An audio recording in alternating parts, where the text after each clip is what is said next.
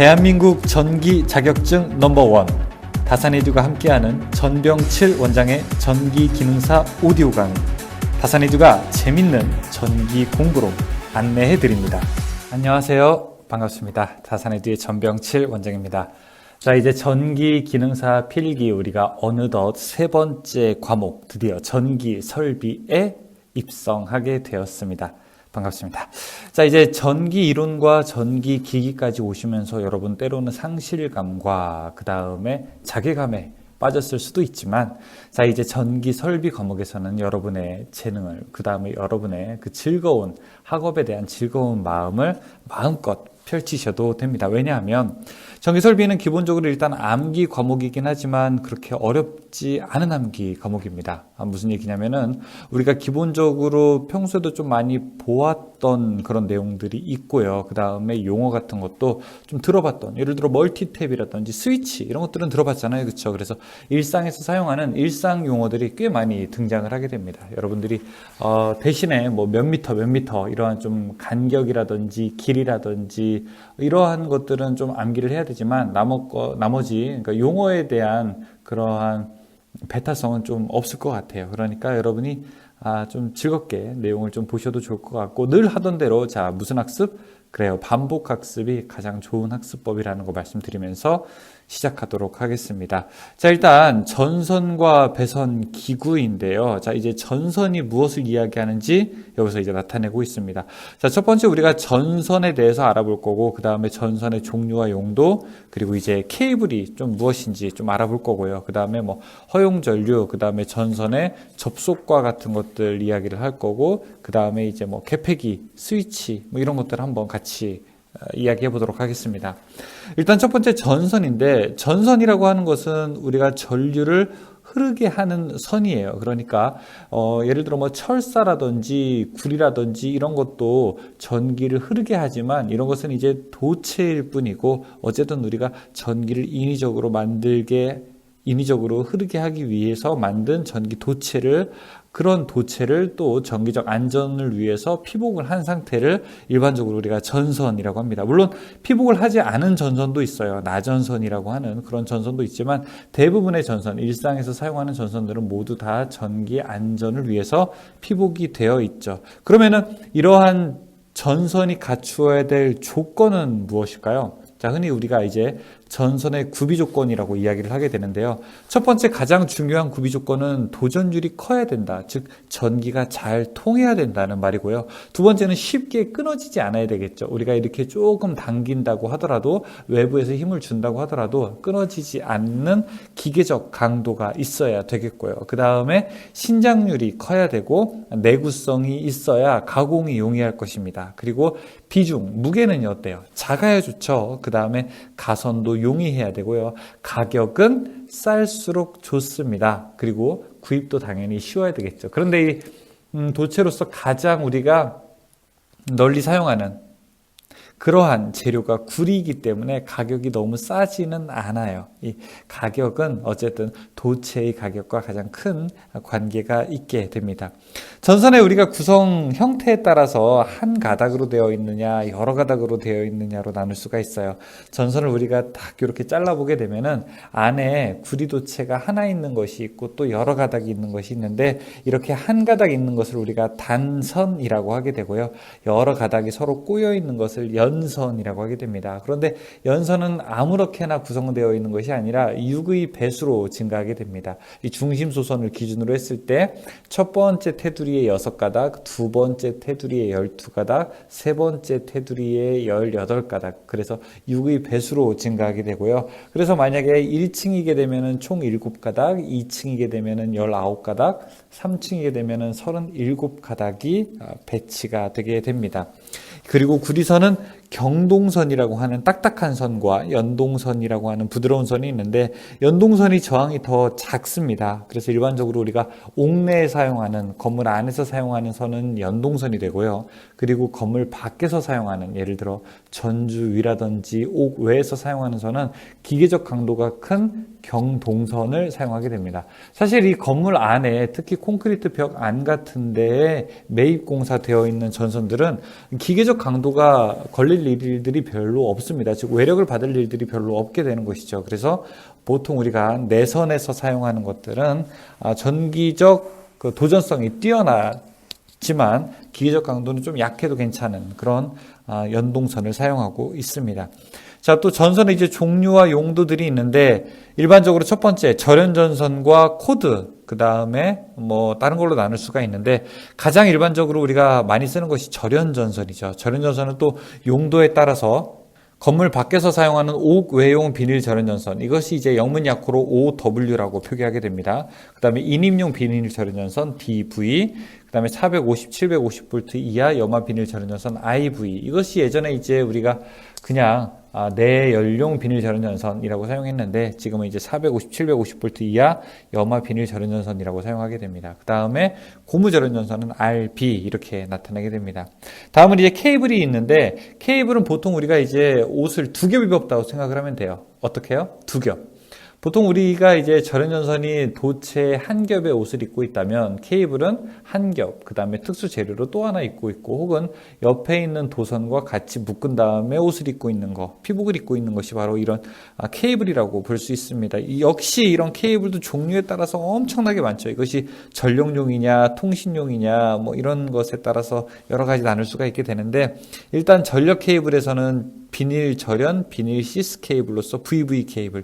여기서 절연이라고 하는 것은요, 도체를 무엇으로 감고 있느냐를 이야기하고요. 시스라고 하는 것은 겉 껍데기가 무엇으로 되어 있느냐를 이야기하는 겁니다. 그래서 두 개 다 비닐 형태로 되어 있게 된다면 비닐 절연, 비닐 시스가 되는 것이죠. 그리고 뭐 고무 절연 크로로플랜 시스 케이블, 그 다음에 가교 폴리에틸렌 절연 비닐 시스 케이블 많이 사용하는 겁니다. CV 케이블이라고 해서 그 다음에 미네랄 인슐레이션 케이블 등도 우리가 들 수 있습니다. 그 다음에 케이블로서 뭐 캡타이어 케이블 이런 것들도 예를 들 수가 있고요.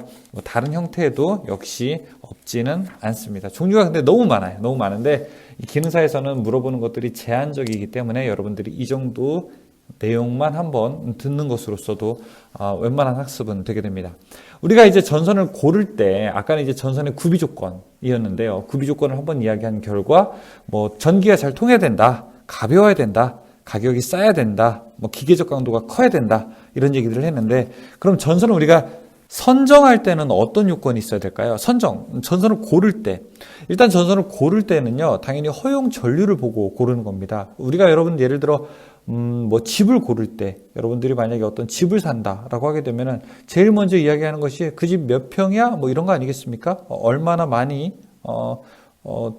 공간이 넓냐 이런 걸 가지고 이야기하겠죠. 만약에 여러분들이 USB 메모리를 산다 그러면 뭐 제조회사별로 구분도 할 수 있지만 가장 먼저 구분하는 것은 그래 몇 기가 살 텐데 뭐 이런 거잖아요. 그렇죠? 그러니까 얼마나 용량이 크냐 뭐 이런 걸 가지고 이야기를 할 것입니다. 전선도 마찬가지예요. 전선도 고를 때 가장 중요하게 선정 조건의 1순위는 허용 전류인 것이죠. 즉 전류를 얼마나 많이 흘릴 수 있느냐, 그러니까 안정적으로 흘릴 수 있는 전류의 최대값을 우리가 허용 전류라고 하게 되는데 이러한 전류의 최대값을 가지고 허용 전류를 우리가 선정할 것이고요. 뭐 이런 허용 전류는 물론 절연물의 종류나 도체의 종류, 굵기, 조건이나 이런 것들에 따라서 다 다르게 되는데 일반적으로 전선의 허용 전류 표라고 해서 기본적으로 전선이 1.5 스퀘어인 경우에 뭐 몇 암페어까지 흘릴 수 있다. 2.5 스퀘어인 경우에 몇 암페어까지 흘릴 수 있다. 4 스퀘어인 경우에 몇 암페어까지 흘릴 수 있다라고 하는 그 전류값이 제한되어 있습니다. 그래서 그것을 가지고 우리가 이제 전선을 선정하게 되는 것이죠. 그래서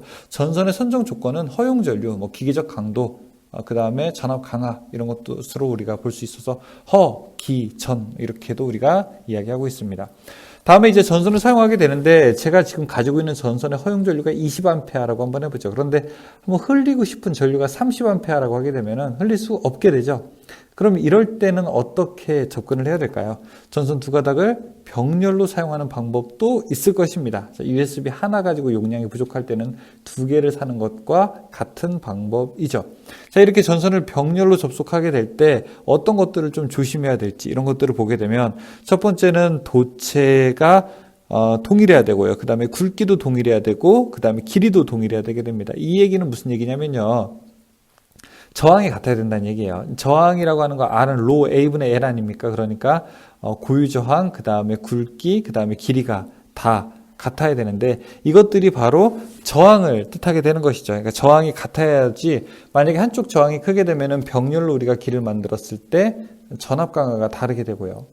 그쵸? 그 다음에 한쪽에 더 전류가 많이 흐르게 되면은 부하 분담이 불균등해서 나머지 저항이 큰 쪽에 있는 전선이 과열될 우려가 있게 되기 때문에 그렇습니다. 그리고 이제 병렬로 사용할 때 굵기는 동선일 경우에는 50스퀘어 이상을 사용하고 알루미늄일 때는 70스퀘어 이상을 사용하게 된다. 이런 얘기도 있죠. 자, 그리고 전선을 접속할 때 우리가 지켜야 할 사항들이 몇 가지 있어요. 첫 번째는 우선 전선에 접속할 때 지켜야 할 사항 세 가지가 있는데요. 첫 번째는 전기 저항을 증가시키지 않는다. 그러니까 우리가 여러 번 꼬거나 그 다음에 납땜하거나 이런 행위들을 하는 거죠. 두 번째, 기계적 강도를 20% 이상 감소시키지 않는다. 80% 이상 유지하라는 얘기고요. 그 다음에 테이프나 와이어 커넥터로 전기 절연을 동등 이상 원래 것보다 같거나 더 크게 절연을 유지해야 된다라고 이렇게 할 수 있습니다. 그리고 이제 보통 우리가 옥내 배선 공사할 때, 건물 안에서 공사할 때는 접속은 박스, 정크션 박스 안에서 해야 되고요. 그 다음에 장력이 가해지지 않아야 됩니다. 외력이 가해지지 않는 구조여야 되고, 전선을 접속하는 방법은 일반적으로 두 가지가 있는데, 자, 그럼 박스 안에서는 쥐꼬리 접속을 하게 되는데요. 우리가 전선을 상호 접속할 때에는 트위스트 접속과 브리타니아 접속으로 나눌 수가 있습니다. 그래서 6스퀘어 이상의 가는 전선을 사용할 때는 보통 트위스트 접속을 하게 되고요. 그 다음에 10스퀘어 이상의 굵은 단선을 할 때에는 보통 우리가 브리타니아 접속을 하게 됩니다. 얇은 거는 트위스트, 굵은 거는 브리타니아, 이렇게 우리가 암기할 수도 있죠. 다음에 개폐기와 공구를 한번 가볼게요. 개폐기라고 하는 거는 열고 닫는 기구를 우리가 개폐기라고 하는 것이죠. 그러니까 전류의 흐름을 인위적으로 차단하거나 혹은 연결할 수 있는 것을 개폐기라고 하게 되는데, 예전에는 이제 뭐 나이프 스위치, 커버 나이프 스위치 이런 것들이 사용됐지만 지금은 고압에서 주로 이제 사용을 하게 되고, 저압에서는 배선용 차단기, 누전 차단기, 전자 개폐기 이런 것들을 우리가 일반적으로 사용을 하고 있습니다. 또 집에서는 일반적으로 사용하는 개폐기가 바로 우리가 스위치라는 명칭으로 많이 사용을 하고 있죠. 타임 스위치, 조광 스위치, 리모컨 스위치, 인체 감지 센서, 텀블러 스위치, 그 다음에 코드 스위치, 펜던트 스위치. 자, 이런 스위치들로 우리가 보통 우리가 온오프를 하게 되고, 특히 이계소 전멸할 때, 3로 스위치 이런 것들도 많이 사용을 하고 있습니다. 타임 스위치에서는 주로 소등 시간이 법에 규정되어 있어요. 주택이나 아파트일 때는 3분 이내에 소등되어야 되지만, 여관이나 호텔인 경우에는 1분 이내에 소등이 되어야 된다는 그 시간도 우리가 알아둘 필요가 있습니다.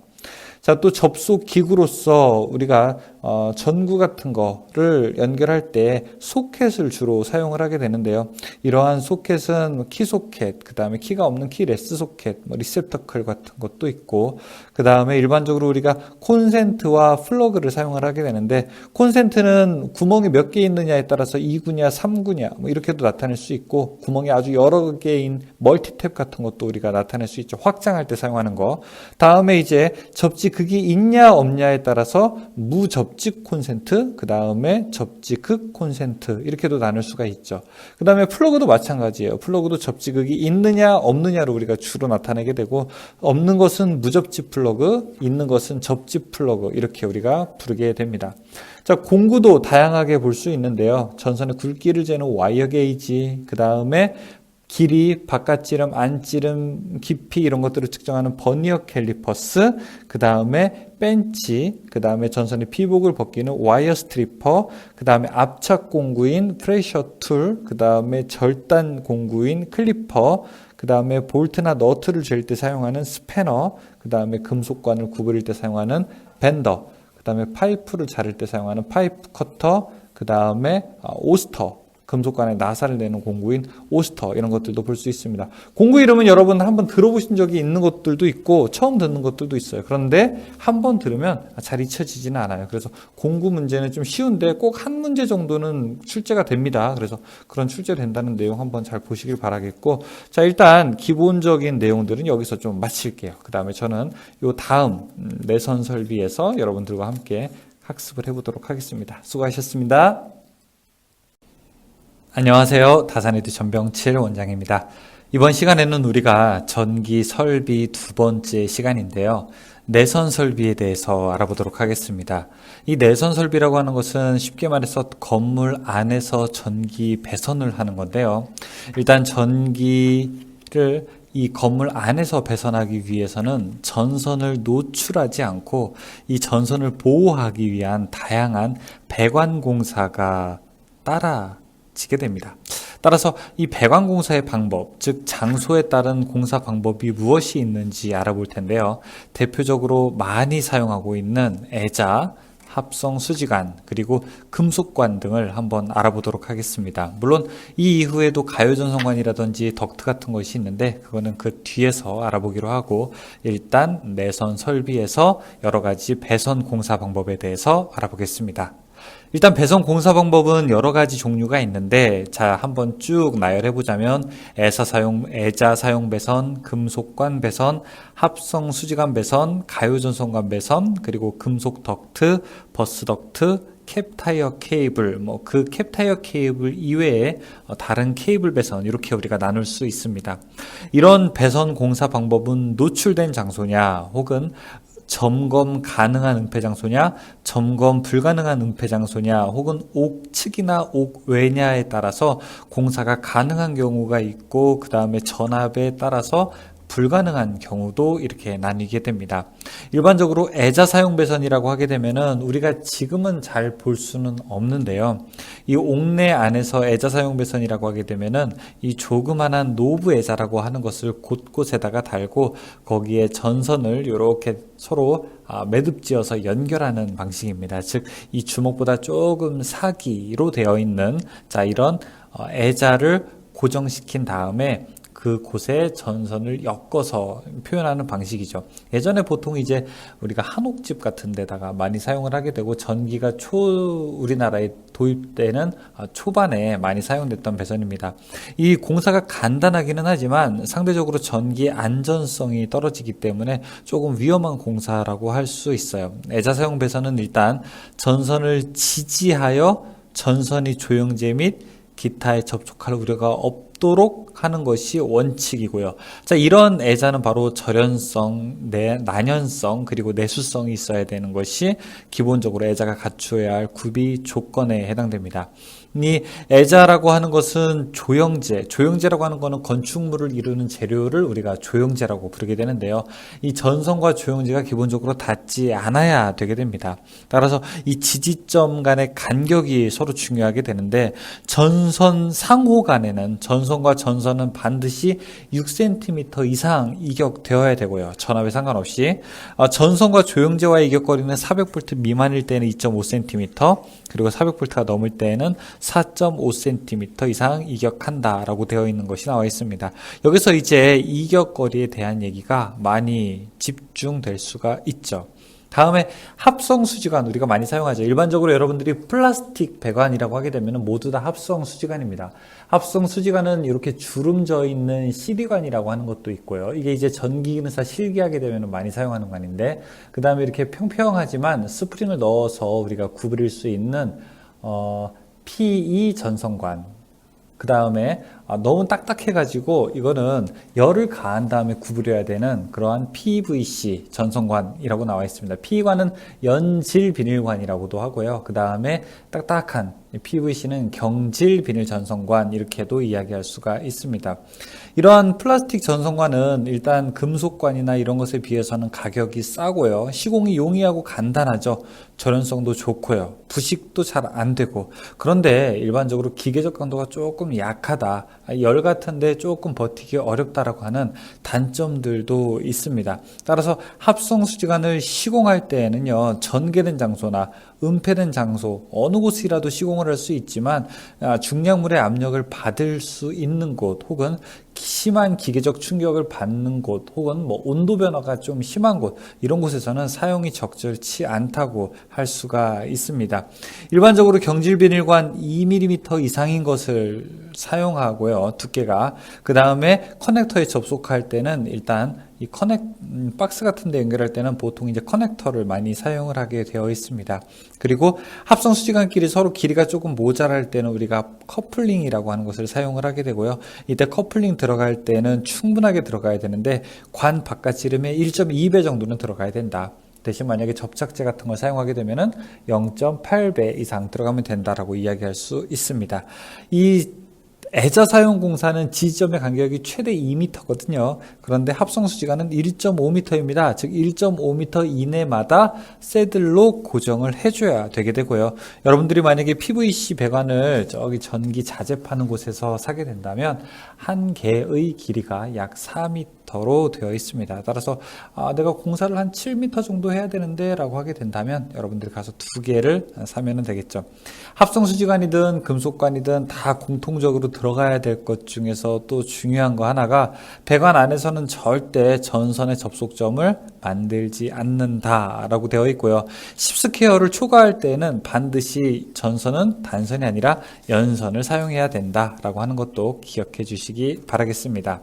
다음은 이제 금속관을 설명할 수 있는데요. 금속전선관이라고 하는 것은 기계적 충격이 굉장히 강하죠. 그렇죠? 하지만 이 합성수지관에 비해서는 가격도 비싸고요. 공사도 어렵고 보관도 힘들고 이동도 힘들고 한마디로 시공이 좀 어려운 그런 단점이 있습니다. 하지만 기계적 충격이 강하다. 기계적 충격이 좀 좋다라고 하는 것이 가장 큰 장점으로 사용되기 때문에 일반적으로 우리가 공장 같은 데에 있는 노출된 공사는 금속전선관을 많이 사용하고 있습니다. 금속전선관은 두 가지로 나뉘게 되는데 후광전선관이라고 하는 것과 박광전선관이라고 하는 것이 있어요. 후광전선은 좀 두꺼운 거고요. 박광전선관은 좀 얇은 건데 이렇게 후광과 박광으로도 나누어져 있습니다. PVC는 아까 한 개의 길이가 4m라고 했잖아요. 금속관은 3.6m로 되어 있고 관의 양끝이 서로 나사로 이렇게 되어 있습니다. 금속관을 절단할 때는 여러분들이 파이프 바이스 같은 데다가 고정시킨 다음에 쇠톱으로 잘라도 되고 뭐 파이프 커터, 요새는 또 이제 기계로 파이프 머신이라고 하는 그런 기계로 이제 자르고 그 다음에 나사까지 이제 낼 수 있어요. 그런데 이제 우리가 수공구로 할 때에는 오스터라고 하는 그런 수공구를 사용할 수 있습니다. 금속관을 구부릴 때에는요, 너무 경직에 구부러지면 안 되고 좀 완만하게 구부려야 되는데 관 안찌름의 6배 이상 구부려야 되고 밴더라고 하는 것을 사용하게 되면은 금속관을 편안하게 이제 구부릴 수가 있게 되는 것이죠. 어쨌든 금속관 하나는 구부러지는 곳이 3개소를 초과하면 안 됩니다. 그러니까 3개소까지만 구부러짐을 허용하고 있게 되는 것이죠. 만약에 금속관을 콘크리트에 매입하고 싶을 때는 1.2mm 이상 두께여야 되고요. 기타의 경우에는 관계는 없습니다. 금속관을 여러분들이 공사할 때 노출될 때는 관계없지만 땅에다가 묻을 때는 조금 조심해야 됩니다. 땅에 묻게 되면은 금속 재질이기 때문에 부식의 염려가 있거든요. 그래서 방수 조치라든지 방부 조치를 잘해야 되는데 황마를 감거나 혹은 콘크리트 같은 걸로 이렇게 감싸서 공사를 하게 됩니다. PVC와 마찬가지로 단면적 10스퀘어를 초과하는 전선을 사용할 때는 반드시 연선을 사용하게 되고요. 금속관 안에서는 반드시 전선의 접속점을 만들어서는 안 된다는 것 기억해야 됩니다. 그리고 전선관에는 한 회로, 즉 왕복 도선이 모두 들어가 있어야 되는 거지 어느 일방 회로만 들어가 있으면 안 됩니다. 전자적 평형 때문에 그렇습니다. 우리가 일반적으로 금속관의 모든 면을 다 사용할 수 있는 것이 아니라, 그러니까 전선을 꽉 채워둘 수 있는 것이 아니라 기본적으로 40%, 만약에 서로 다른 굵기를 사용할 때는 32%, 만약에 통신선이라든지 이런 걸 사용할 때는 48%까지는 늘 수가 있습니다. 어쨌든 50%를 넘지는 못하게 됩니다. 금속관이 가지고 있는 가장 큰 단점이 뭐라고 했었죠? 바로 여러 가지 가격이 비싸다, 시공의 어려움도 있지만 또 가지고 있는 가장 큰 단점이 하나가 이제 전도성이죠. 전기가 통한다는 거죠. 혹시 한쪽에서 만약에 전기적 이상이 발생하게 되면은 그것이 쭉 이어지는 도미노 현상처럼 쭈르륵 타고 오게 되게 되는데, 사고의 확대를 우리가 방지하기 위해서 어떤 일을 해야 되는 겁니까? 방지하기 위해서 접지를 또 공사를 할 필요가 있어요. 400V를 기준으로 만약에 400V가 안 될 때는 우리가 3종 접지를 할 수 있고요. 400V 넘을 때는 특별 3종 접지 공사를 할 수가 있습니다. 여기까지 이제 금속관 많이 봤는데, 합성수지관, 금속관, 애자, 세 군데에서 여러분 시험 문제 많이 나옵니다. 그러니까 여러분 관련된 부분을 꼭 잘 숙지를 하시기를 바라겠습니다. 네, 안녕하세요. 다산이드 전병칠 원장입니다. 여러분 즐거운 공부 되고 계신가요? 오디오로 공부한다는 게 실제 강의를 듣거나 아니면은 인터넷 강의로 영상물로 듣는 강의보다 아마 공부하기는 더 어려울 거라 생각을 하게 됩니다. 이것이 이제 주가 되기에는 어렵지만 여러분들이 운동하는 시간, 이동하는 시간 혹은 다른 일을 할 수 있는 시간 동안 여러분들의 귀를 즐겁게 해드리고 혹시나 헷갈리는 용어들, 그 다음에 익숙하지 않은 용어들을 조금 더 익숙하게 하는데 도움이 되기를 바라는 마음에서 이렇게 오디오 강의를 준비를 했습니다. 여러분들에게 드리는 이 오디오 강의가 학습에 조금이나마 도움이 되기를 바라겠고요. 여러분들의 또 좋은 의견, 그 다음에 응원의 글, 댓글로 남겨주시게 되면은 제가 그 내용을 보고 또 답변을 드리도록 하겠습니다. 이번 시간은 바로 전기 설비 세 번째 시간인데요. 각종 전선관에 대해서 또 알아보도록 하겠습니다. 지난 시간에 우리가 애자라든지 금속관, 합성수지관 이런 것들을 알게 되었는데요. 이번에는 그것과 함께 정말 자주 쓰이는 가요전선관, 덕트, 그 다음에 몰드, 이런 종류에 대해서 알아보는 시간을 갖도록 하겠습니다. 자, 일단 가요 전선관이라고 하는 것은요, 우리가 부를 때 플렉스가 구부러지다잖아요. 그렇죠? 그래서 플렉시블, 구부러지는 것이 가능한이라고 하는 뜻으로 우리가 플렉시블 파이프라고도 부르게 됩니다. 그런데 이제 가요 전선관 중에서 합성 수지제는 합성 수지제 전선관에 들어가게 되는 거고, 여기서 이야기하는 가요 전선관은 일반적으로 우리가 금속재 가요 전선관을 뜻하는 것입니다. 금속재 가요 전선관이라고 하는 것은 재료가 금속으로 되어 있게 되는데요. 이 금속재 가요전선관도 물론 두 종류로 되어 있습니다. 1종 금속재 가요전선관이 있고 그리고 2종 금속재 가요전선관이 있습니다.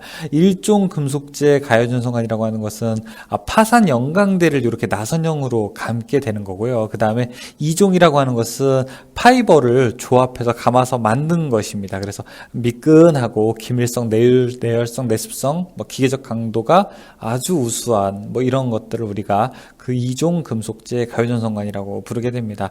어쨌든 플렉스, 그러니까 구부러지는 것이 좀 자유롭다 보니까 연장되는 선이라든지 혹은 좀 많이 이렇게 구부러지는 곳이 좀 복잡한 그런 개소라든지 아니면은 안전함과 전동기 사이의 배선 이런 것들에 우리가 널리 사용되고 있는 것이 현실입니다. 금속 전선관을 사용할 때는 어떻게 시공을 해야 될까요? 일단 건조하고 전개된 장소 또는 점검할 수 있는 잘 보이는 은폐 장소에 한해서 시설할 수 있습니다. 관이 흐물흐물하다 보니까 지지하는 지지점이 굉장히 좁은데요. 바로 1m 이하마다 새들로 고정시켜야 됩니다. 그리고 관을 구부릴 때는 합성수지관이나 금속관과 마찬가지로 관 안찌름의 6배 이상으로 넉넉하게 구부려야 되는데 단 이때 시설과 제거가 자유로운 곳에 공사할 때는 3배 이상으로 공사를 해도 괜찮습니다. 금속재 가요전선관이랑 다른 전선관을 접속할 때 금속재 가요전선관끼리 접속할 때는 우리가 스플릿 커플링이라고 하는 걸 사용하고요. 금속관이나 혹은 가요전선관을 서로 접속할 때는 컨비네이션 커플링이라고 하는 것을 사용을 하게 됩니다. 여러분들이 이제 문제 풀어보시면은 간단한 것들은 알 수가 있습니다. 다음에는 덕트도 설명을 드릴게요. 덕트라고 하는 것은 전선을 여러 가닥 넣을 수 있는 함을 이야기하게 됩니다. 이것도 물론 플라스틱으로 되어 있는 것도 있고 금속재로 되어 있는 것이 있는데 일반적으로 우리가 공장이나 빌딩 이런 데서는 변형에 강한 내구성이 큰 우리가 금속재 덕트, 그러니까 쉽게 금속 덕트를 공사를 하게 됩니다. 끝에는 막아야 되고요. 전선은 한 20%밖에 채우지 못합니다. 예를 들어 신호선이라든지 통신선 이럴 때에는 우리가 한 50%까지는 채울 수 있고요. 그 다음에 접지 공사도 하게 되는데 400V 미만에서는 3종, 400V가 넘을 때는 특 3종, 철판은 두께 1.2mm 이상을 사용하게 된다. 그 다음에 지지하는 것은 조금 넓습니다. 3m 이하마다 간격으로 고정해야 된다. 이런 얘기들이 나와 있게 됩니다. 자, 역시 접지 여러분들이 잘 기억을 하시고요. 덕트는 좀 종류가 있어요. 우리가 보통 전기 전송을 목적으로 하는 덕트는 버스 덕트라고 이야기하게 되는데요. 피더 버스 덕트냐, 플러그인 버스 덕트냐, 트롤리 버스 덕트냐로 나누게 되는데 우리가 플러그인 버스 덕트라고 하는 거는 도중에 이렇게 꽂을 수 있는 접속 기구가 있게 되는 것을 플러그인 버스 덕트라고 하게 되고요. 그 다음에 재질을 이렇게 끌면서 갈 수 있는 거는 트롤리 버스 덕트. 여러분들이 혹시 놀이동산에서 예전에 범퍼카라고 하는 거 타보셨죠? 범퍼카가 전기를 받는 방법이 위에서 막대기로 전기 에너지를 받잖아요. 자, 그렇게 질질 전기를 끌면서 가는 것을 우리가 트롤리 버스 덕트라고도 이야기하게 됩니다. 또 바닥에 까는 덕트로는 플로어 덕트 배선도 있어요. 플로어 덕트 역시 일반적으로 바닥 공사를 하기 전에 미리 이렇게 깔아놓는 건데, 이런 거는 이제 감전에 우려가 있기 때문에 전압 사용이 제한되게 됩니다. 400V 미만으로요.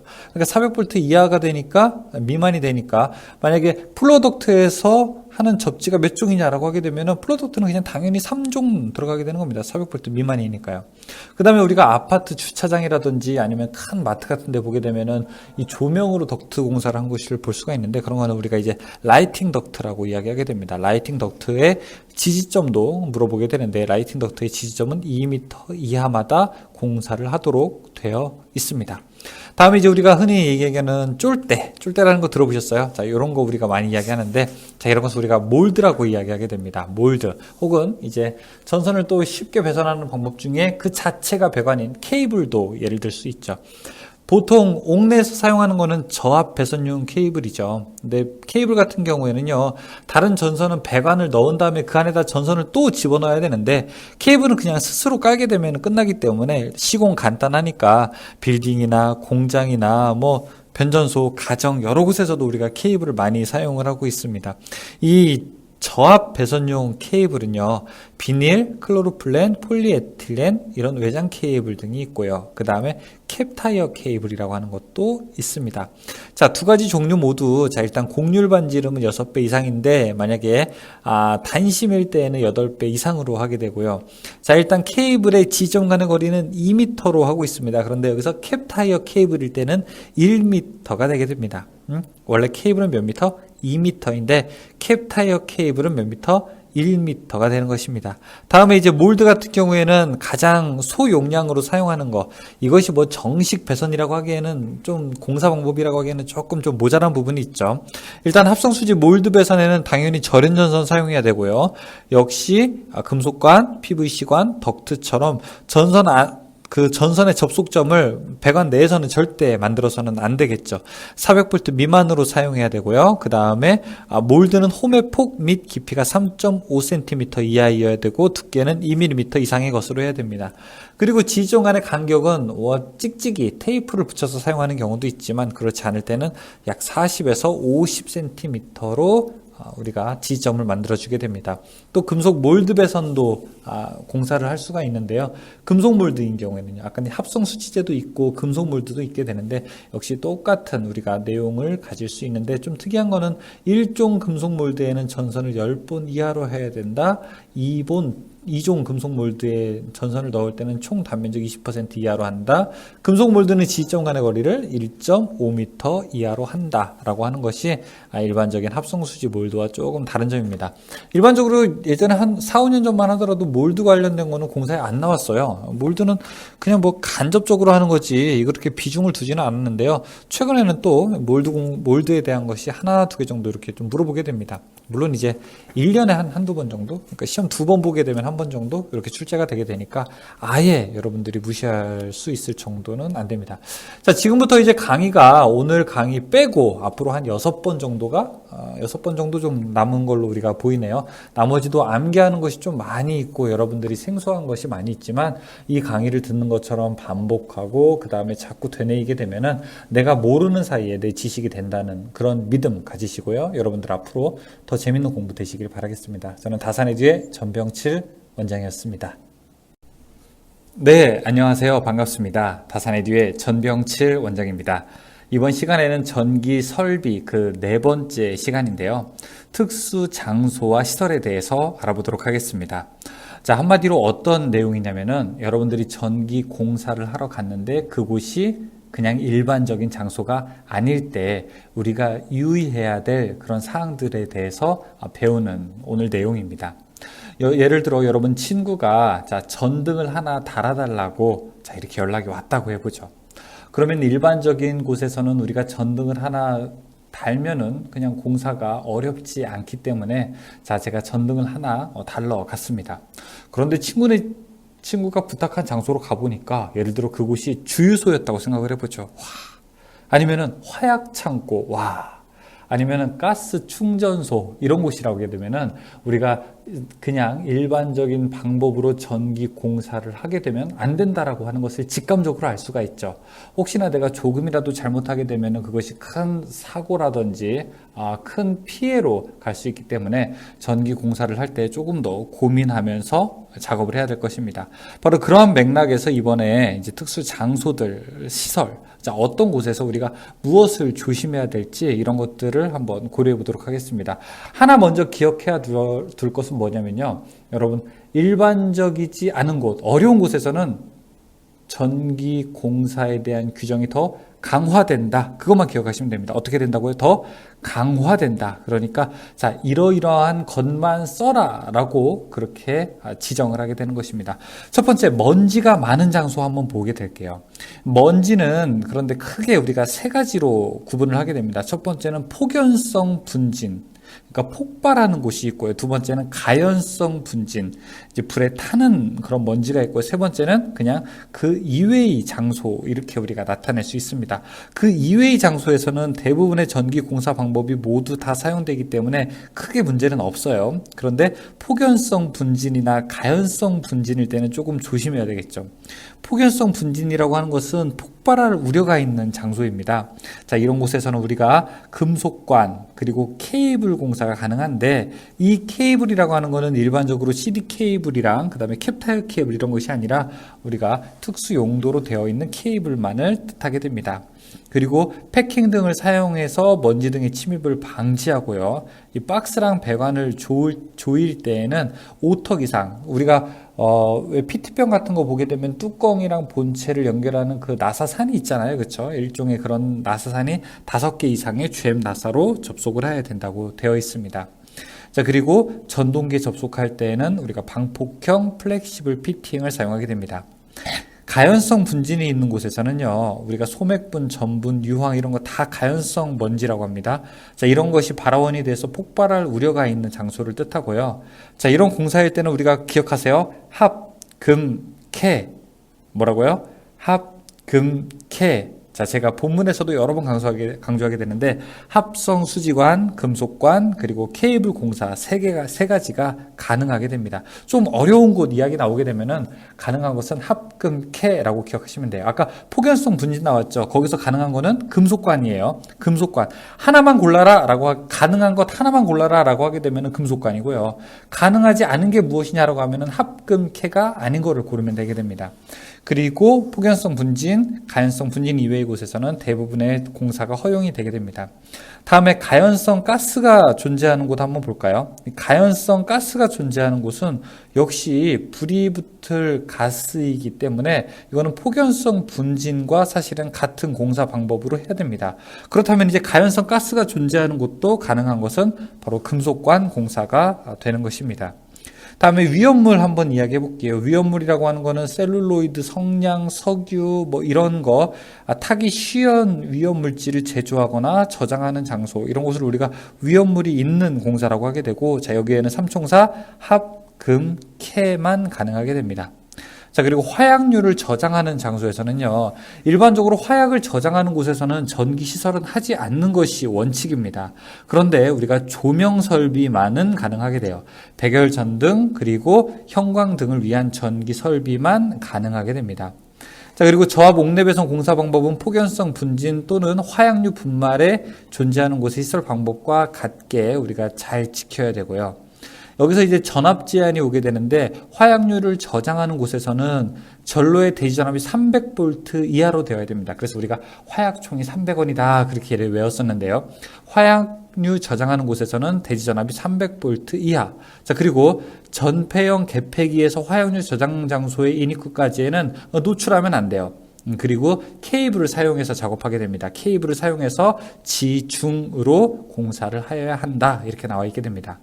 다음에는 흥행장의 저압 배선 공사를 한번 볼까요? 흥행장의 저압 배선 공사에서는 극장이나 영화관 이런 곳을 우리가 흥행장이라고 이야기를 하게 됩니다.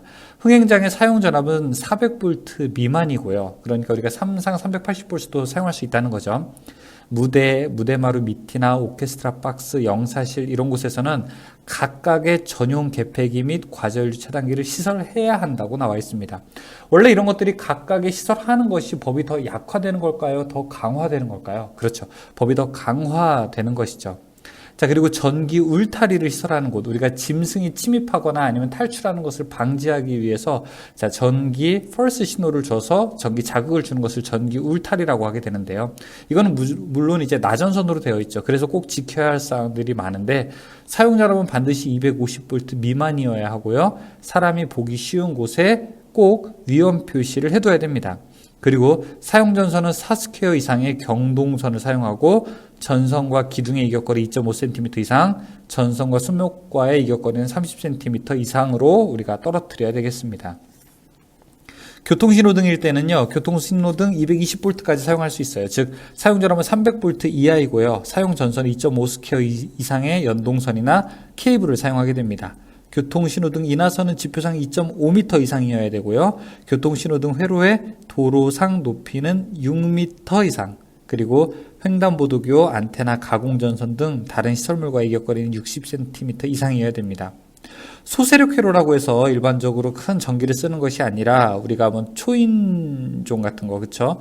그 다음에 뭐 인터폰 같은 거, 이런 것들을 우리가 사용하는 그런 전기 회로를 소세력 회로라고 이야기를 하게 됩니다.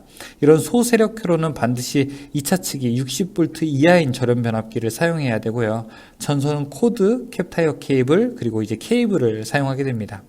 조영제에 직접 취부하는 경우에 사용전선은 케이블 이외에는 0.8mm 이상의 연동선이나 세기나 굵기를 사용하게 되고요. 가공으로 시설하는 경우에는 1.2mm 이상의 경동선 이상을 사용하게 됩니다. 자, 여기서 이제 우리가 꼭 기억해야 될 것은 어려운 전기 공사일 때 가장 가능한 것은 금속관이다. 혼자. 금속관이 가능하고, 자, 그 다음에 3톱, 원톱을 뽑으라면은 금속관, 3톱을 뽑으라게 되면은 합금, 캐가 있게 되는 것이고요.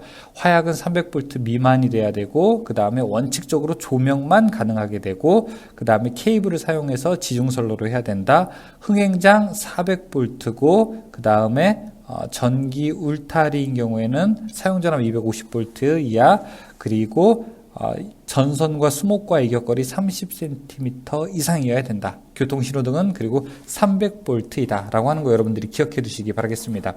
관련된 문제는 사실 문제의 수는 그렇게 조금 많지는 않는 것이 최근 경향입니다. 2018년도 1, 2, 3회를 분석해 보게 되면은 관련된 문제들이 조금씩 줄어들고 있기는 하지만 아까 위험물이 있는 공사, 합금캐 이런 것들은 문제가 빈도가 지속적으로 출제가 되고 있기 때문에 여러분들이 그런 내용에 맞춰서 학습을 해두시면 좋을 것 같습니다. 자, 설명 잠시 마치고 저는 다음 강의에서 뵙겠습니다. 수고하셨습니다. 네, 안녕하세요. 반갑습니다. 다산이드 전병칠 원장입니다. 이번 시간에는 우리가 전기 설비 5번째 시간인데요. 배선 설비에 대해서 알아보도록 하겠습니다. 이 배선 설비라고 하는 것은 우리가 이제 발전소에서 전기가 만들어져서 구내 변전소를 통해서 전기를 승합하게 되죠. 이 승합된 전기가 아주 장거리 송전선로를 거쳐서 우리 지역에 있는 변전소로 오게 되고요. 그 변전소에서 다시 우리 동네까지 전주를 통해서 전력 이동하게 됩니다. 그 다음에 이제 전주 이후부터 우리 수용가, 우리 집이나 빌딩이나 건물, 자, 여기 들어와서 저압으로 나가는 것을 우리가 보통 이제 배선 설비라고 이렇게 부르게 됩니다. 지금 이제 전압의 종류를 나타낼 때 크게 3가지로 저압, 고압, 특별고압으로 나누게 되는데요. 자, 이것이 이제 저압인 경우에는 직류 750V 이하, 교류 600V 이하를 우리가 이제 저압이라고 하게 됩니다. 고압은 직류 750을 넘고 교류 600을 넘고 7000V까지가 고압이고요. 그리고 특별고압은 7000V를 초과하는 것을 우리가 특별고압, 특고압 그렇게도 이야기하게 됩니다. 어쨌든 7000V는 특고압과 고압을 나누는 기준점이 되는 것이죠. 그런데 2021년부터는 사실 이 기준이 조금 바뀌게 됩니다. 이제 전압의 기준이 우리나라가 조금 바뀌게 되는데 그때는 조금 새롭게 또 여러분께 강의를 이제 찍어 드릴 테니까 그 전까지 규정이 이렇다라고 하는 거 아시면 좋겠습니다. 자, 이렇게 우리가 22,900V로 보통 배전 전압을 받게 되는데요. 자, 그때 변압기에서 우리가 실제로 사용하기 위한, 그러니까 구내용 전기 설비라든지 아니면은 전주 위에 있는 그런 주상 변압기의 결선에서 어떻게 결선이 되느냐에 따라 우리가 실제로 사용하는 전압의 전기 방식이 구분되게 됩니다. 즉 사용 전압에 의해서 현재 널리 쓰이고 있는 전기 방식이 몇 가지가 있는데요. 대표적으로 우리가 네 가지로 나타낼 수가 있습니다. 이 네 가지는 단상 2선식, 단상 3선식, 삼상 3선식, 그리고 삼상 4선식입니다. 일반적으로 우리 가정에 들어오게 되는 것은 단상 전원이죠. 그래서 단상 2선식과 자, 예전에 보게 되면은 우리가 110V, 220V 같이 쓰는 경우가 있었어요. 자, 그렇게 중성선이 하나 같이 들어오게 되는 것은 상은 하나인데 선은 세 가닥이라고 해서 단상 3선식이라고 했습니다. 그리고 세 개의 상으로 전력을 보내게 되는데 세 개의 선으로 보내게 되면요. 우리가 델타 결선 모양을 해서 삼상 3선식이 되고요. 그리고 상이 세 개인데 선이 네 개가 되게 되면은 이런 것을 우리가 삼상 4선식이라고 부르게 됩니다. 우리나라의 배전의 표준 상태는 바로 삼상 4선식을 채용하게 됩니다. 이 삼상 4선식이라고 하는 것은 저 앞에 우리가 전기 회로에서 배웠다시피 여러분께서 삼상 4선식 결선을 하게 되면은 Y 결선이 되게 되는데요. 이때는 상전압과 선간전압의 차이가 루트 3만큼 발생하는 것을 우리가 확인할 수 있습니다. 일반적으로 우리는 220V, 380V 두 개의 전원을 사용하기 때문에 이 삼상 4선식을 표준 배전 방식으로 선정하고 있고 이 표준 배전 방식으로 선정하는 큰 이유 중에 하나는 이것이 바로 효율적인 면에서 가장 좋기 때문입니다. 자, 옥내전로의 대지전압 제한이라고도 되어 있습니다. 옥내, 예를 들어 주택의 경우에는요, 대지전압을 몇 볼트까지 사용할 수 있을까요? 자, 전기, 기계, 기구 내의 전로를 제외한 옥내 전로의 대지전압은 300V 이하가 되어야 합니다. 그리고 다음과 같이 시설해야 하는데 그 다음을 제가 7가지 예를 들어서 말씀을 드리도록 하겠습니다. 첫 번째, 사용 전압은 400V 미만이어야 합니다. 두 번째, 전기, 기계, 기구 및 옥내의 배선은 사람이 쉽게 접촉할 우려가 없도록 시설하여야 하고요. 주택의 전로 인입구에는 전기용품 안전관리법에 적용을 받는 인체 보호용 누전 차단기를 시설해야 됩니다. 자, 어떤 걸 시설하라고요? 그렇죠. 누전 차단기를 반드시 시설해야 되는 겁니다. 그리고 네 번째, 백열전등 및 방전등용 안전기는 저압의 옥내 배선과 직접 접속해서 시설하게 되고요. 그리고 백열전등의 전구 소켓은 키나 그 밖에 전멸기구가 없는 것일 것. 우리가 전멸기구는 벽 붙이로 일반적으로 사용을 하고 있죠. 여섯 번째, 전격 소비 전력이 2kW 이상의 전기 기계기구는 옥내 배선과 직접 접속시키고 이것에 전기를 공급하는 전로에는 전용의 계폐기 및 과전류 차단기를 시설하게 되고요. 주택 이외의 장소에 전기를 공급하기 위한 옥내 배선을 사람이 접촉할 우려가 없는 은폐된 장소에 시설할 경우 합성수지관, 금속관, 그리고 케이블 공사에 의하여 시설하여야 한다는 거 기억하시면 되겠습니다. 배선 설비에서는 주로 이제 전압의 크기 종류와 전기 방식, 그 다음에 대지 전압, 이런 것들을 좀 알아두시면 좋고요. 시험 문제에서는 단상 3선식 같은 경우에 중성선에 퓨즈를 사용하지 않고 동선으로 연결하게 된다. 그 다음에 개폐기는 동시에 개폐하는 형태로 작동되어야 된다.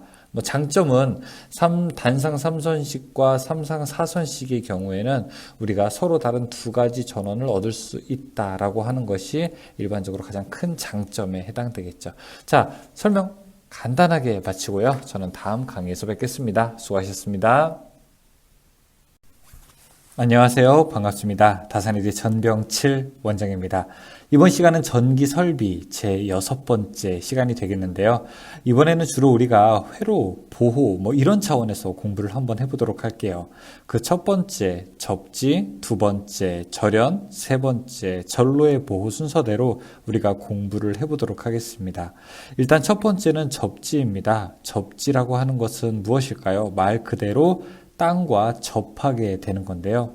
가장 크게 접지를 하는 이유 중에 하나는 바로 보호하기 위한 거죠. 누구? 기기나 절연물 손상으로 생긴 누선 전류로 인해서 사람이 감전되는 것을 보호하기 위한, 방지하기 위한 것이 바로 접지의 목적이라고 할 수 있습니다. 그 이외에도요, 고저압 혼촉됐을 때 그때 감전하는 것을 또 방지할 수도 있고요. 뇌해, 즉 벼락이 치는 거죠. 그렇죠? 번개가 칠 때 그런 것들을 우리가 대지로 안정적으로 이상전류를 흘릴 수 있는 그런 원리도 바로 접지가 가능하기 때문에 그런 것입니다. 지락사고 발생 시 보호 계정기를 신속하게 동작하는 것도 접지의 목적이고요.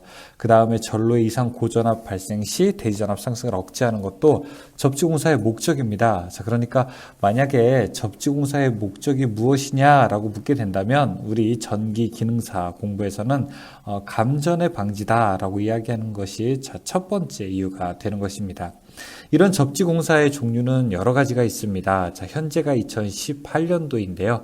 2018년도를 기준으로 했을 때, 왜냐하면 21년도부터는 조금 바뀝니다. 접지는 크게 1종, 2종, 3종, 그리고 특별 3종으로 나눠지게 되는데요. 자, 이게 설치하는 장소에마다 다른 공사 방법이 되는 것입니다. 우리 운전면허 보게 되면은 1종, 2종 이렇게 나뉘잖아요. 그런 종이라고 생각하셔도 됩니다. 1종은 보통 큰 곳, 2종은 변압기, 3종은 우리 집이라고 생각하시면 좋고요. 특별 3종은 집에서 조금 높은 전압을 우리가 특별 3종이라고 볼 수가 있어요. 1종은 조금 더 자세하게 설명드리게 되면 특별 고압 계기용 변성기 A차 측, 고압 및 특고압의 기계기구의 외함, 이런 곳. 그래서 피뢰기라든지 피뢰침이라든지 아니면 특고 계기용 변성기의 2차 측 외함, 고압 계기용 변성기 외함, 전기 집진기, 자, 이렇게 특별이나 고압이나 이런 것에 들어간다고 생각하시면 좋고요. 이종 접지는 자, 고압과 저압의 혼촉사고라고 하는 것은 서로 같이 붙는 것입니다. 주로 우리가 변압기의 중성선에 설치한다. 자, 이렇게 생각하면 좋습니다. 그래서 주상변압기, 전주 위에 있는 변압기죠.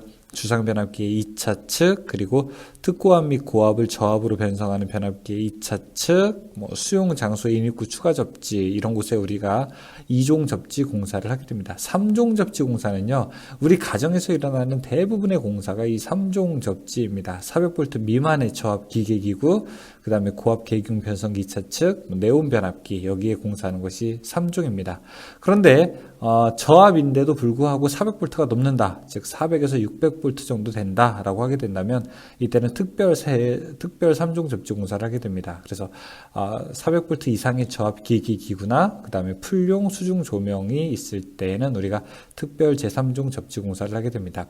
접지 저항값은 각각 공사마다 다르게 되는데요. 1종일 때는 10옴, 2종일 때는 일선 지락전류분의 150, 3종일 때는 100, 특별 3종일 때는 15옴 이렇게 됩니다.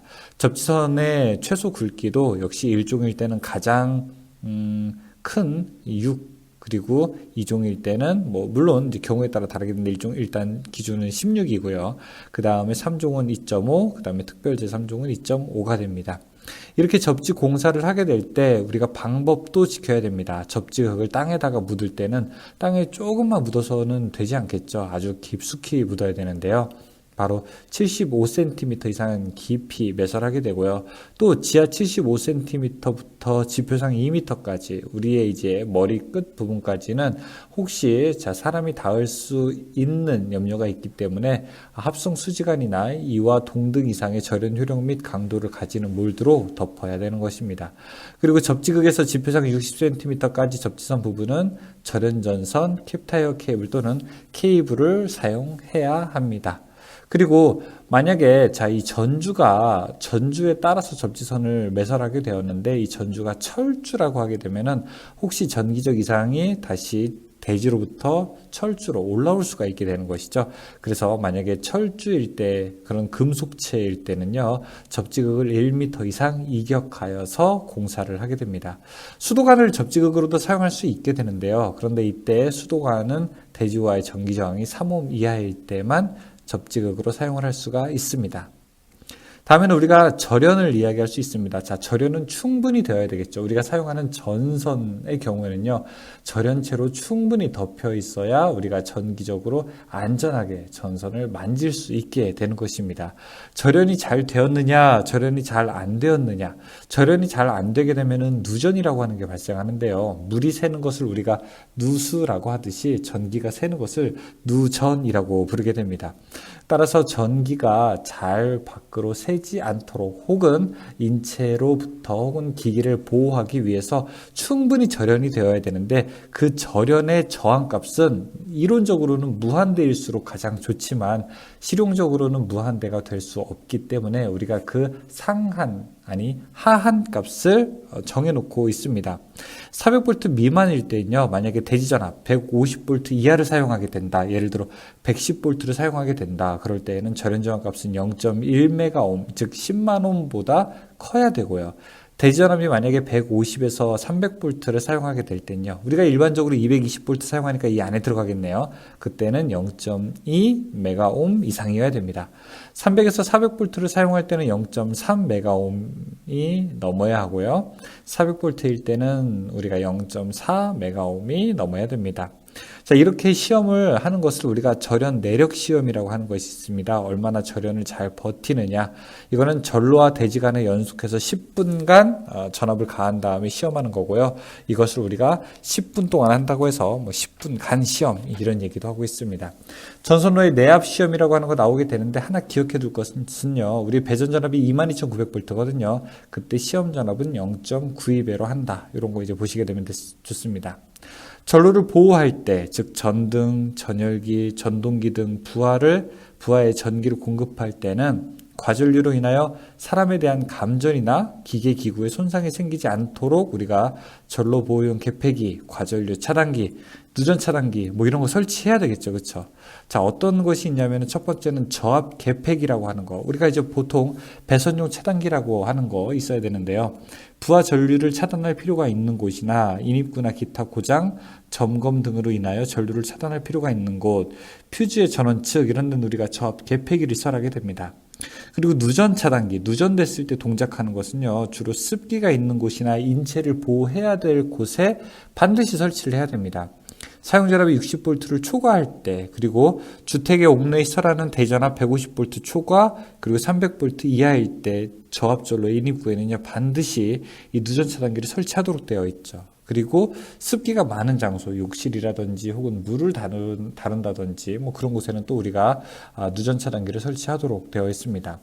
이런 차단기류 말고 전로를 보호하기 위해서는요, 퓨즈라고 하는 장치도 있습니다. 스스로 용단되게 되는 것이죠. 녹아서 끊어진다는 거죠. 그래서 우리가 이런 퓨즈라고 하는 것이 있는데, 크게 우리가 두 종류로 이야기합니다. 고압용이냐 저압용이냐, 또는 개방되어 있느냐 포장되어 있느냐. 개방되어 있는다는 것은 퓨즈가 노출되어 있다는 거고요. 포장되어 있는 것은 유리관이라든지 기타 다른 물질로 이렇게 쌓여 있다는 거죠. 일단 고압용 퓨즈일 때는 우리가 버텨야 할 전류가 있어요. 그것은 비포장일 때는 1.25배에 견디고 2배의 전류가 흘렀을 때 2분 안에 끊어져야 되는데, 포장 퓨즈인 경우에는 1.3배에 견디고 2배의 전류에 120분 안에 용단되어야 됩니다.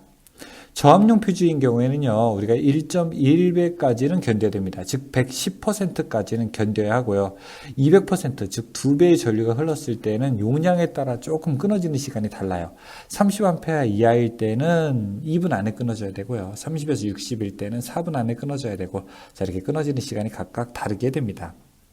그리고 또 하나, 과전류 차단기라고 하는 것도 있죠. 과전류 차단기라고 하는 것은 퓨즈, 배선용 차단기, 차단기류 이런 것들 다 해당되게 되는 건데요. 전로나 혹은 간선의 전원측이나 분기점 이런 곳에 시설하게 되고, 대신 시설을 제한하는 곳은 단상 3선씩이나 삼상 4선씩, 자, 이런 곳의 중성선에는 우리가 퓨즈 같은 거를 설치해서는 안 된다는 것을 꼭 기억해 주시기 바랍니다. 만약에 중성선에다가 퓨즈나 설치하게 됐을 때, 자, 이런 것이 잘못되게 되면, 끊어지게 되면은 뒤에 걸리는 상전압이 혹은 성간전압이 부하에 불평등하게 걸리게 됩니다. 그래서 반드시 이럴 때는 우리가 동시 동작형을 설치를 하게 됩니다. 자, 그리고 전동기 전격 전류의 합을 계산하는 방법이 있어요. 허용 전류를 우리가 전동기 전격 전류가 50A 이하일 때는 1.25배를 곱하고요. 50A를 초과할 때는 1.1배를 곱하게 됩니다. 자, 그리고 배선용 차단기 동작 전압도 있고요. 분기회로 시설할 때, 즉 주 차단기에서 회로가 분기하게 될 때, 이때 분기선에서 차단기를 얼만큼 떨어진 곳에다가 설치해야 되는가? 일반적인 길이는 3m 이내에다 설치를 해야 됩니다. 그런데 만약에 부하가 35에서 55%까지 갈 때는 8m까지도 될 수 있고요. 혹은 55%를 넘을 때는 그때는 2미의 거리에 설치를 하여도 됩니다. 자, 여기까지 좀 말씀을 드렸는데요. 이거 역시 여러분 문제 한번 풀어보시게 되면 쉽게 풀 수 있는 내용들이기 때문에 자, 내용과 함께 천천히 이해를 해주시기를 바라겠습니다. 여기서 전기설비 6번째 시간의 강의를 마치겠습니다. 수고하셨습니다. 안녕하세요. 다산에듀 전병칠 원장입니다. 이번 시간은 전기설비 7번째 시간인데요. 배전선로와 배전반 공사에 대해서 배워보도록 하겠습니다. 배전선로라고 하는 것은 변전소에서 나온 그런 전력선이 우리 집까지 어떻게 들어오게 되는지 그 전반적인 내용에 대해서 알아볼 거고요. 그리고 배전반, 분전반 이런 곳에서 하는 공사들이 어떻게 이루어지는지 배워보도록 하겠습니다. 변전소에서 우리 집까지는 크게 두 가지로 오게 되는데 하나는 공중으로 오는 가공송전선로가 있고요. 또 하나는 지중으로 오게 되는 지중송전선로가 있습니다. 그런데 보통 우리가 이제 가공송전선로가 일반적으로 구도심에는 많이 있기 때문에 이런 것을 중심으로 한번 내용을 전개해 보도록 하겠습니다. 첫 번째는 가공인입선이라는 말이 있어요. 가공인입선이라고 하는 것은 이제 공중으로 온다는 겁니다. 인입한다는 건 우리 집으로 들어오게 되는 거죠. 가공전선로의 지지물에서 분기해서, 그러니까 전주에서 분기해서 다른 전선로나 지지물을 거치지 않고 수용장소, 즉 전기를 사용하는 장소에 바로 들어오는 것을 우리가 가공인입선이다라고 이렇게 이야기를 하게 됩니다. 일반적으로 사용 전선은 절연전선이나 케이블을 사용하고요. 그런데 OW 사용할 경우에는 사람이 쉽게 접촉할 우려가 없도록 시설을 해야 됩니다. 자, 그리고 이제 저압 인입선 혹은 고압 인입선일 때는 안정적인 높이가 중요하게 되는데 일반적인 경우에는 저압은 5m, 고압일 때는 플러스 1 해서 6m입니다. 기술상 부득이할 때에는 저압은 3m, 고압은 3.5m가 되는데요. 철도나 궤도 횡단일 때는 둘 다 6.5m가 되고 횡단보도인 경우에는 저압은 3m, 고압은 3.5m가 됩니다. 이 높이 또 잘 기억을 해두시기 바랍니다. 연접인입선은 한마디로 가공인입선은 전주에서 직접 우리 집으로 오는 거고요. 연접인입선은 옆집에서 따서 우리 집에 오는 거다라고 이렇게 생각하시면 됩니다. 연접인입선이라는 거는 수용 장소의 인입선에서 분기해서 지짐을 거치지 않고 다른 수용 장소의 인입구에 이르는 전선을 이야기하게 됩니다. 연접인입선을 할 때 지켜야 할 사항 3가지가 시험 문제에 자주 나오게 되는데요. 첫 번째는 인입선에서 분기하는 점으로부터 100m가 넘는 지역에 미치지 않아야 한다. 폭 5m를 넘는 도로를 횡단하지 않아야 한다. 그리고 연접인입선은 옥내를 관통할 수 없다. 자, 그렇게 이야기가 나옵니다. 그러면은 가공배전선로일 때 어떤 우리가 재료나 기구들이 사용될까요? 일반적으로 우리가 지지물을 들 수 있는데요. 지지물이라고 하는 거는 전주를 이야기하는 거죠. 철탑으로 되어 있는 경우도 있고요. 철근 콘크리트 전주도 있고 철주도 있고 나무로 되어 있는 목주들도 있습니다. 어쨌든 이런 것들의 기초 안전율은 2 이상이어야 되는데 지지물의 종류는 크게 4가지. 목주, 철주, 철근 콘크리트주, 철탑이 있게 되는 거죠. 우리가 흔히 전봇대라고 부르는 것은 바로 이 철근 콘크리트 줄을 이야기하는 것이 되겠습니다. 일단 전주를 땅에 세우는 것을 우리가 건주공사라고 하게 됩니다. 이때 땅에 적당히 묻혀야 되는데요. 충분히 묻혀야 되는 것이죠. 이때 충분히 묻히는 길이가 15m, 전주 길이가 15m 이하일 때는 6분의 1 이상 묻게 되고요. 15m를 초과하게 될 때는 2.5m 이상 깊이 매설해야 되는 것입니다. 자, 근데 이제 철근 콘크리트 주의 인데 그 전체 길이가 14에서 17m, 설계 하중이 700kg을 초과하고 그 다음에 1000 이하인 것은 여기에다가 30cm를 더 가산하여서 우리가 건주 공사를 하게 됩니다.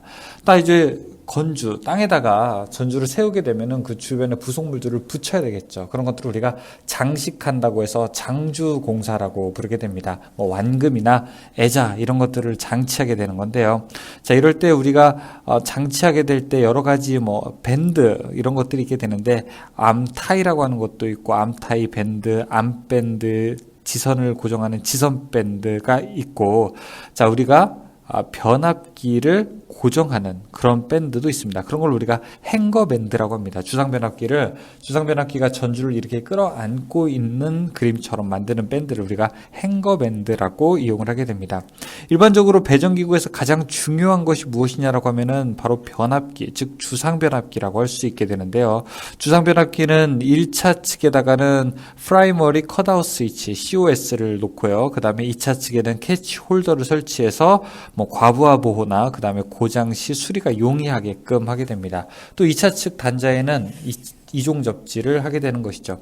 전주가 넘어지지 말라고 우리가 옆에다가 가느다란 알루미늄 선을 가지고 연결해서 땅에다가 박아 고정시킵니다. 그런 공사를 우리가 지선 공사라고 하게 돼요. 그러니까 장력이 불평형한 곳, 이런 곳은 우리가 지선 공사를 하게 되는데, 이때 지선은 소선이 반드시 3가닥 이상을 꼬아서 사용해야 되고요. 그 다음에 2.6mm 이상의 금속선이나 2mm 이상의 아연도금 강연선을 사용하게 됩니다.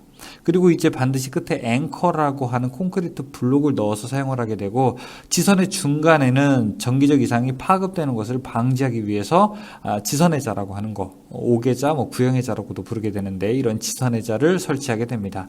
지선의 종류는 일반적으로 보통 지선, 그 다음에 Y지선, 그 다음에 수평지선, 그 다음에 다소 협소한 곳에 하게 되는 궁지선, 이런 것들이 있게 되는 것입니다.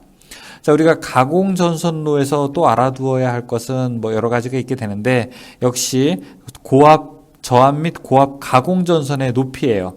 자, 고압 저압 및 고압 가공전선, 그러니까 공중으로 지나가는 선은 도로 횡단할 때는 6m, 철도 또는 궤도 횡단할 때는 6.5m. 인입선이랑 똑같게 되죠. 이거는 횡단보도교 위로 시설할 때는 3.5m 이상, 일반 장소일 때는 5m 이상 시설하게 된다라고 이렇게 되어 있습니다. 지중전선로라고 하는 것은 땅에다가 설치하는 것이죠. 그렇죠? 땅 안에다가 설치하는 것인데, 일반적으로 우리가 공중에다가 하는 것보다 훨씬 비용은 많이 들고 고장점을 찾기 어렵고 이런 단점들은 있지만, 자연재해로부터 조금 보호받을 수 있게 되고요. 그렇죠? 신뢰도가 조금 높고, 또 특히 미관상 좋고요. 그 다음에 안정도가 이제 뛰어나게 되는 이러한 장점들도 있습니다. 바로 땅에다 묻게 되는 관로식이 있고요. 그 다음에 맨홀이라고 하는 것으로 들어가서 배관에다가 집어넣게 되는, 그 다음에 관로식, 그 다음에 우리가 터널처럼 만드는 암거식, 그래서 직접 매설식, 관로식, 암거식 이런 종류가 있게 됩니다. 일반적으로 우리가 관로식에다 시설할 때는 1세제곱미터 이상의 환풍 장치, 그러니까 공기 순환 장치하는 그런 구조물이 좀 있어야 되는 것이고요. 직접 매설식으로 노면에다 설치할 때 깊이가 조금 영향을 받게 됩니다. 일반적으로 우리가 60cm 이상 깊이 매설해야 되게 되는데, 만약에 차량이나 기타 중량물의 압력을 받을 우려가 있을 때는 1.2m 이상 묻게 되는 것입니다. 다음에 배전반 공사가 있게 되는데요. 배전반의 종류는 요즘에는 뭐 잘 나오지는 않고, 일반적으로 우리가 사용하는 배전반들은 대부분 다 요즘에는 이 폐쇄식 배전반을 사용하게 됩니다. 이 큐비클식이라고 해서 캐비넷 같은 거 안에 우리가 배전반의 형태가 되어 있게 되는 것이죠. 이런 큐비클형이라고 하는 것은 사면이 폐쇄돼서 만들어서 점유 면적이 좁고요. 운전 보수가 또 안전하게 되는 것이 가장 큰 특징이라고 볼 수 있습니다. 자, 이런 곳에서 사용하는 것이 우리가 큰 전력을 나누는 것, 보통 높은 전압을 수전해서 낮은 전압으로 변압한 전기를 공급하는 수변전실 내에서 시설하는 것들을 우리가 배전반이라고 하게 되고요. 그 다음에 여러분 집에서 있게 되는 거, 이런 것들을 우리가 보통 분전반이라고 부르게 됩니다. 분전반에서는 보통 부하와 바로 연결되는 그런 차단기들이 있게 되는 것이죠. 자, 이런 분전반에서 설치할 때 주의할 것은 우리가 계폐기 및 과전류 차단기를 적정한 간격에다가 놓고서 공사를 하게 되고요. 배전함의 반대편, 배전반 및 분전반에서는 반드시 이 뒤쪽에는 배선 및 기구를 배치하지 말아야 합니다. 그리고 난연성 합성 수지로 된 것은 두께 1.5mm 이상으로 내아크성이어야 되고요. 강판재인 재료에는 1.2mm 이상의 두께를 가지고 있어야 되는 것입니다. 그리고 절연저항이나 혹은 절연저항을 측정한다든지 전선 접속 단자의 점검, 이런 것들이 용이한 구조로 우리가 설계를 하는 것이 바로 함이 갖추어야 할 조건이다라고 이렇게 볼 수가 있습니다. 자, 배전선로에서는요, 주로 우리가 좀 거리에 대한 거, 이렇게 아까 인입선이라든지 그 다음에 가공선로의 높이, 이런 것들 좀 잘 보시고요. 그 다음에 연접인입선의 중요한 사항, 그 다음에 지선도 한 문제 정도 출제가 될 수 있습니다. 나머지 뭐 두께 이런 것들은 여러분들이 한번 보시게 되면은 뭐 간단한 것들 암기할 수 있을 거고요. 잘 안 되는 것들은 역시 반복해서 보시면 되겠습니다. 그리고 또 배선 기호도 우리가 알 수 있게 되는데요. 배선 기호에서는 일반적인 배선이 있고요. 그리고 뭐 전등, 전력, 그다음에 기기, 이런 것들이 있게 됩니다. 여러분, 이 부분은 좀 책을 같이 보면서 좀 학습을 하면 좋겠는데요. 일반적인 배선에서는 천장 은폐 배선 좀 기억을 해 두셔야 되겠죠. 이렇게 실선으로 쭉 되어 있는 거요. 그 다음에 풀박스에 대한 거, 접지극에 대한 거, 여러분들 다 아실 거라고 생각을 하고, 그 다음에 기기에서 M이라고 써 있는 거는 전동기이고요. 그 다음에 히터 같은 경우에는 동그라미 H를 표시해서 전열기라고 하는 것을 알 수가 있게 되겠죠. 조명기구에서는 동그라미를 그리게 되면 우리가 백열등이나 HID 등이고, 형광등은 양쪽에 이렇게 사각형을 집어넣게 넣는 구조로 만들게 됩니다. 일반적으로 우리가 또 콘센트의 경우에는 동그라미를 그린 다음에 여기 그 안에 또 점 두 개를, 동그라미를 그리게 되는데, 한쪽을 검게 칠하게 되면 이걸 우리가 벽붙이 콘센트라고 부르게 되고요. 이 밑에다가 세모를 하게 되면 바닥에 붙이는 용도가 되고요. 그 다음에 방기한다라고 하는데 옆에다가 작게 숫자로 적게 되는 거예요. 그래서 뭐 20A다라고 하게 되면은 이게 콘센트가 20A짜리구나, 이렇게 알 수가 있죠. 15A는 일반적이기 때문에 적지 않아요. 그냥 아무것도 안 적으면은 15A라고 하는 것으로 우리가 알 수가 있습니다. 접지극이 붙어 있는 거는 E라고 붙게 되고요. 접지 단자 붙이는 ET, 그 다음에 방수형은 워터프루프라고 해서 WP, 그 다음에 방폭형은 익스플루션에서 EX, 이렇게 우리가 붙이게 됩니다. 만약에 3로 스위치에서 3로 스위치를 표기하게 된다면은 숫자 역시 스위치의 밑에다가 3이라고 우리가 방기를 하면 되겠습니다. 계폐기 및 계기를 봤을 때 네모칸을 치고 그 안에 S를 하게 되면은 계폐기고요. 그 다음에 배선용 차단기는 B, 누전 차단기는 E, 이렇게 표기를 할 수가 있습니다. 요즘에 자주 나오는 게 지진 감지기예요. 지진이 영어로 어스퀘이크 아니겠습니까? 그래서 EQ라고 하게 되면 지진 감지기고요. 자, 이 직사각형 네모나게 그린 다음에 X를 그리게 되면 배전반, 그리고 자, 우측 상단에서 좌측 하단으로 선을 긋고 우측 하단을 검게 칠하게 되면 분전반, 그 다음에 X자 칠한 상태에서 좌우측을 검게 칠하게 되면 이게 제어반을 나타내게 되는 그림이다 라고 이렇게 할 수가 있습니다. 여기까지 해서 심벌까지 잠깐 우리가 살펴볼 수 있었습니다. 안녕하세요. 다산에듀 전병칠 원장입니다. 이번 시간은 드디어 우리가 전기 설비 마지막 시간이 되었습니다. 박수! 여러분, 여기까지 오시는데 정말 고생 많으셨습니다. 전기를 처음 공부하시는 분, 우리가 무엇이든 그렇죠. 무엇이든 처음에 배울 때는 익숙하지 않고 그 다음에 어렵고 몸에 잘 맞지 않는 옷을 입은 것처럼 주춤하게 되고 그 다음에 익숙하지도 않게 됩니다. 그런데 여러분들 여기까지 일단 오셨다는 자체가 우리가 시작이 반이라고 하는 속담이 있는데, 무려 이 시작이 아니라 끝까지 오셨다는 것은 여러분이 충분하게 자격증을 딸 수 있고 그 다음에 앞으로의 더 어려운 노력도 쟁취할 수 있는 그런 자신감을 가졌다고 그럴 자격이 충분히 되신다고 저는 생각을 합니다. 우리가 마지막 시간까지 이렇게 오게 됐는데 저도 어느덧 지금 강의가 몇 번에 걸쳐서 몇 개월 동안 사실은 이루어지게 된 강의인데요. 이 강의를 하면서 즐겁게 임하게 되었습니다. 물론 동영상 강의로만 제가 주로 강의를 하다가 이렇게 말로써 만 강의를 하려다 보니까 쉽지 않은 부분도 많이 있었는데 가급적 여러분들이 들으시기 좀 편안하고 그 다음에 좀 쓸데없는 얘기를 안 하고 그냥 본문의 내용들만 반복할 수 있도록 그렇게 시간을 구성했습니다. 많이 도움이 좀 되셨으면은 어땠을까? 조금 더 잘 할 수 있었는데 라고 하는 아쉬움도 들면서 마지막 강의를 시작해 보도록 하겠습니다. 마지막 강의는 일단 수변전 설비에 대한 것입니다. 그런데 최근에는 이 수전 용량이라든지 수용률 이런 내용들은 좀 잘 나오고 있지는 않아요. 일단 우리가 수용률이라고 하면은 부하의 총 설비분의 최고 전기를 많이 쓸 때 얼만큼 쓰느냐, 즉 최대 수용 전력을 의 백분율을 우리가 수용률이라고 이야기하게 됩니다. 예를 들어 우리 집에 어느 식당에 의자가 100개 있다고 한번 해보죠. 손님들이 앉을 수 있는 식당에 의자가 100개 있는데 손님들이 한 최고 많을 때 60명까지 차게 된다라고 하게 되면은 설비 용량은 100이고 최대 수용은 60이니까 이것의 수용률, 이 식당의 수용률을 우리가 60%라고 할 수 있겠죠. 보통 이제 수용률을 기준으로 우리가 변압기 용량을이나 아니면 전력선의 굵기를 선정하게 되는 것입니다. 아까 만약에 식당에 최고 손님이 많아봤자 60명까지 있다라고 하게 되면은 우리가 이제 더 이상 100개를 놓을 이유가 없게 되는 것이죠. 그렇죠? 이론적으로는요. 자, 이렇게 수변전 설비의 수전 용량을 정할 때 바로 이런 수용률이 사용되고요. 그 다음에 건물이 어떤 목적으로 만들어질 때 표준부하라고 하는 것이 있습니다. 전기를 얼마만큼 쓸 것인가, 뭐 한 평당, 즉 1제곱미터당 표준부하가 얼마만큼 사용되는지를 나타낼 수가 있게 되는데 보통 주택, 아파트, 사무실, 은행, 상점, 이발소, 미장원 이런 곳은 표준부하가 1제곱미터당 30V 정도 된다고 하고요.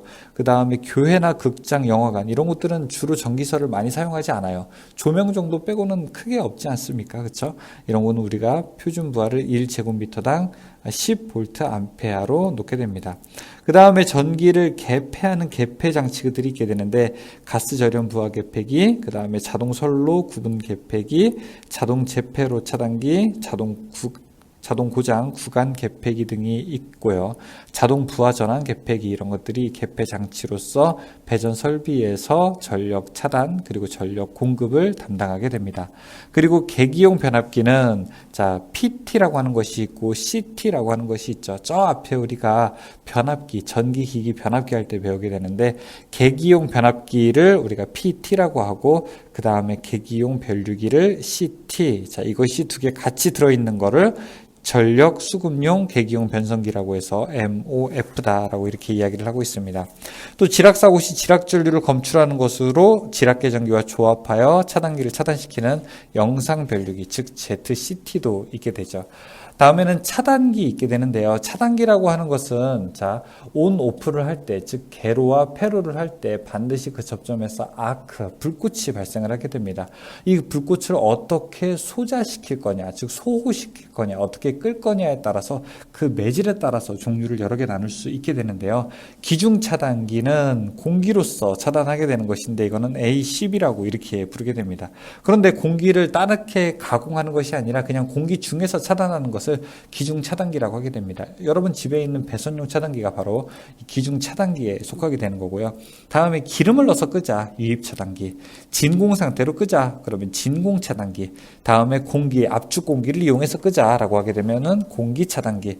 가스를 이용해서 끄자라고 하게 되면은 가스 차단기가 되게 됩니다. 이때 영어 약호 잘 기억해 두셔야 되는데요. 기중 차단기는 A12, 유입 차단기는 O12, 진공 차단기는 V12, 공기 차단기는 ABB 그리고 가스 차단기는 GCB 이렇게 기억을 하시면 좋겠습니다.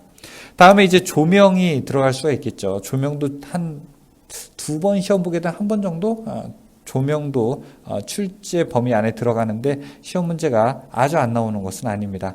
일단 뭐 조명의 기초라고 해서 빛과 전자기파 이런 것들도 나눠지게 되고 그 다음에 전자파의 성질도 있게 되는데 조명공학의 기초량으로서 일단 꼭 알아두어야 할 것이 광속 빛의 양, 광도, 빛의 세기, 조도, 빛의 밝기, 휘도, 표면의 밝기, 그 다음에 광속 발산도, 물체의 밝기, 이런 것들이 있습니다. 우리가 보통 광속이라고 하는 거 루멘이라고 표기하고요. 그 다음에 광도라고 하는 거 칸델라, 조도 단위 많이 쓰죠. 몇 럭스냐, 몇 럭스냐, 이런 얘기 많이 쓰게 됩니다. 1제곱미터당 몇 루멘의 광속이 쏟아지게 되느냐를 우리가 조도라고 부르게 됩니다. 물체를 잘 보이기 위한 일단 조명의 조건은요, 충분히 좀 밝아야 되고요. 물체의 크기가 또 커야 되고요. 대비가 커야 되고요. 그 다음에 보는 시간이 좀 길어야 우리가 물체를 좀 잘 볼 수 있다. 자, 따라서 우리가 조명을 하게 되는데 조명을 배광에 의한 조명 방식, 배광에 의해서 분류하게 되면은 모두 다 하향 광속, 밑을 향하고 있는 직접 조명이 있고요. 대부분 밑을 향하고 있는 반 직접 조명, 그 다음에 전체적으로 넓게 퍼뜨리는 조명, 즉 우리가 거실등 같은 거, 글로브를 끼우게 되는데 전체적으로 위아래든 전체적으로 이렇게 밝게 하는 거, 이런 걸 우리가 전반 확산 조명, 그 다음에 주로 위쪽에다가, 주로 벽 쪽에다가 써서 간접 조명을 얻는 반간접 조명, 완전히 간접 조명을 얻는 간접 조명, 이렇게도 우리가 나눌 수 있습니다. 이 중에 전반 조명이라고 하는 것은 조명기구를 일정한 높이 및 간격으로 배치해서 방 전체의 조도를 균일하게 조명하는 방식이고요. 국부 조명이라고 하는 것은 일부분만, 아주 하이라이트, 내가 원하는 부분만, 수술대 같은 거, 이런 것을 우리가 국부 조명이라고 하게 됩니다. 조명의 밝기는 거리의 역제곱의 법칙에 따라서 거리의 역제곱에 반비례하게 됩니다. 거리가 멀수록 조명은 더 어두워지게 돼요. 즉 조도라고 하는 것은 광도에는 비례하지만 거리의 제곱에는 반비례하게 되는 특징을 가지고 있고요. 우수한 조명이다라고 이렇게 우리가 조명 설계에서 이야기한다면은 우수한 조명의 조건은 충분한 밝기여야 되고 적당한 휘도 분포, 눈부심이 없어야 되고요. 그 다음에 그늘이 없어야 되고요. 그 다음에 분광 분포, 빛이 나눠지는 이 분포도예요. 분광 분포가 각 파장의 에너지가 같아야 되고 미적 효과도 우수해야 된다. 이런 특징을 가지고 있습니다. 옥내 조명식에서 우리가 조명 광속 구하는 방법, 혹은 뭐 조명 기구를 몇 개를 달아야 되느냐, 예를 들어 제가 뭐 한 30제곱미터짜리 여기 강의실이 있는데 이 강의실에 조명 기구를 몇 개 달아야 되냐라고 하는 공식은 우리가 FUN은 EAT 이런 공식을 통해서 구할 수가 있게 됩니다.